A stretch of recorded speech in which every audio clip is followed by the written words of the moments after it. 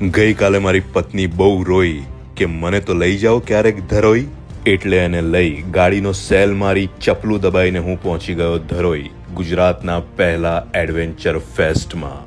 ત્યાં પત્નીઓથી પીડિત કોઈ પતિ હોટ એર બલૂનમાં ઉડી રહ્યો હતો, કોઈ જંગલમાં સાયકલ ચલાવીને ભાગી રહ્યો હતો, તો કોઈ પર્વત ઉપરથી દોરડું લટકાઈને નીચે ઉતરી રહ્યો હતો. પણ શાણી પત્નીઓ પણ પતિ જ્યાં જ્યાં જાય ત્યાં એમની પાછળ પહોંચી જતી હતી. પેરાગ્લાઇડિંગ વાળાને મેં 200 રૂપિયાની લાંચ રૂશ્વત આપીને કીધું કે મારી પત્નીને આમ જ ઉડાડીને મારા સાસરીના ધાબે ઉતારી દે, પણ એને મને ના પાડી દીધી. વધારે દુઃખ મને ત્યારે થયું જ્યારે ભરપેટ જમ્યા પછી 2 ગ્લાસ છાશ પીને બોટ વાળાને મેં કીધું કે આજ બોટ તેરા ભાઈ ચલાએગા, તો એને કીધું કે જેનું ઘરમાં કંઈ નથી ચાલતું એ બોટ શું ચલાવવાનો. લાઈફ જેકેટમાં પિંક કલર માંગતા મેં મારી પત્નીને સલામ કર્યું અને પછી અમે હગ કરવાનો ટ્રાય કર્યો, પણ અમે ખાલી પેટે જ મળી શક્યા, ગળે ન મળી શક્યા.